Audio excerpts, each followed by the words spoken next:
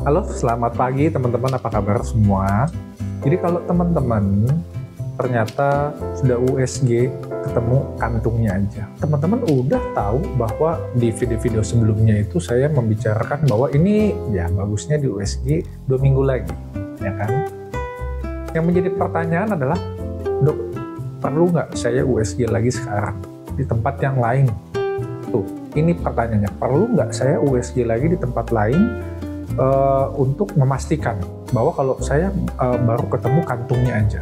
Kalau memang pertama kali teman-teman dicek itu menggunakan USG yang lewat perut ya di sini ya, dan kantungnya misalnya kecil dan mungkin nggak jelas, atau mungkin dokter ini kayaknya masih kantungnya aja begitu ya, kayaknya itu bisa menjadi pertimbangan kalau memang teman-teman mau ngecek lagi.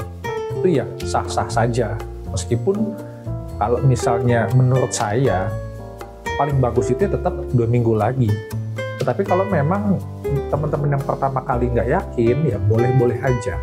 Itu yang pertama, apabila memang alatnya itu tidak begitu mendukung. Yang bagus itu memang harus lewat yang bawah, bisa kelihatan jelas ini kantungnya ukuran seberapa. Nah, lalu yang kedua mengenai ukuran kantungnya. Apabila memang teman-teman pertama kali ngecek sudah lewat yang USG yang bagus lewat bawah, sudah dengan sangat jelas bahwa oh ini kantungnya aja, janinnya nggak ada, perlu nggak saya ngecek lagi? Kalau udah ngecek pakai transvaginal. Jadi kalau memang ukuran kantungnya ini ada saya taruh tabel bahwa kalau misalnya ukuran kantungnya nih, tabel kelihatan kalau misalnya masih 8 mili, itu memang belum terbentuk ya, wajar saja, belum ada janinnya. Buat apa dicek lagi? Itu sah-sah saja. Kalau misalnya teman-teman oh udah lewat transvaginal, ukuran kantungnya 8 mili nih, gitu kan ya, belum ada detak apa janinnya, ya wajar. Bahkan 1 cm aja ini baru panjangnya 2 mili. Untuk teman-teman yang misalnya ukurannya 1 cm tapi diukurnya lewat perut, ya ukuran janin 2 mili nggak akan kelihatan. Biasanya lebih kecil lagi, itu biasanya kalau pakai perut itu baru akan kelihatan nanti minggu depannya lagi itu, karena ukurannya masih terlalu kecil untuk bisa dilihat dari perut, apalagi ibunya gemuk. Ingat ini permasalahan makin jauh lagi, minyak itu, lemak itu mengganggu penglihatan, Pak, nggak bagus lah ya. Nah, sedikit saya ulangin, teman-teman nggak boleh lupa bahwa yang namanya HPHT itu nggak pasti itu adalah suatu umur kehamilan itu mengikuti HPHT, karena pembuahannya itu bisa terjadi mundur. Misalnya teman-teman haid setiap tanggal sebulan sekali, tapi ya bisa aja dalam bulan ini ternyata haid teman-teman itu mundur seminggu. Kan suatu hal yang biasa kalau misalnya range-nya itu maju mundur 1 minggu. Mundur 1 minggu, ya berarti janinnya akan lebih kecil 1 minggu. Berarti akan terlihat lebih kecil. Dok, jadi ukuran HPHT ternyata 6 minggu, tapi ternyata ukuran USG masih baru kantungnya aja 5 minggu. Itu hal yang biasa. Dan akan jauh lebih biasa kalau misalnya terjadi pada teman-teman yang kegemukan, haidnya nggak teratur, ada PCOS, macem-macem lah kayak begitu. Pokoknya hubungannya sama haidnya nggak teratur. Itu makin yang biasa lagi. Begitu. Nah, sekarang jangankan haidnya yang nggak teratur, yang teratur aja deh.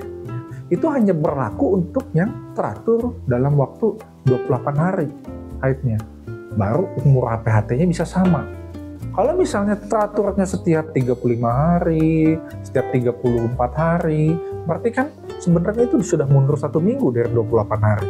Berarti ukuran janinnya juga tetap lebih kecil, meskipun haid teman-teman itu teratur.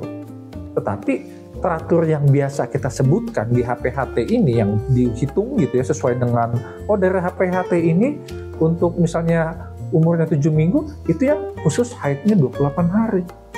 Yang teraturnya 35 hari itu mundur 1 minggu ya. Jadi ini nggak suatu patokan yang sama, meskipun haid teman-teman selalu dapat begitu. Oh, saya selalu dapat dok, tapi selalu mundur 35 hari kan. Nah, mundur 5 hari, pasti hamilnya juga nanti akan mundur 5 hari, begitu. Logikanya semacam itu. Tetapi memang di sini ya teman-teman ya, kadang-kadang kita bisa melihat sebagai dokter, saya pernah cerita di vlog sebelumnya, oh ini kelihatannya bagus, oh ini kelihatannya enggak, meskipun masih kelihatan masih kantungnya aja. Karena kadang-kadang kalau masuk kelihatan kantungnya aja 8 minggu tetapi haidnya teratur, wah ini nggak bagus. Tetapi kalau misalnya, oh ini haidnya nggak teratur dulunya, tapi masih kelihatan kantungnya aja nih, padahal udah 8 minggu, begitu kan? Nah ini masih memungkinkan untuk bayi itu bisa berkembang.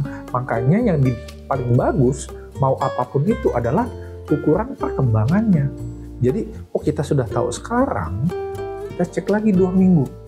Berkembang tidak, itu sebenarnya yang paling penting. Bukannya sekarang saya harus ngecek lagi di tempat lain. Kecuali memang teman-teman nggak kelihatan, buram pakai yang dari perut. Nah itu boleh sekarang, tetapi bagusnya idealnya adalah tetap 2 minggu lagi. Meskipun gemuk, tetapi ya perkembangannya pas, itu bisa aja. Tetapi seolah-olah karena janinnya nggak berkembang, ya 8 minggu baru kantongnya aja, itu sangat memungkinkan.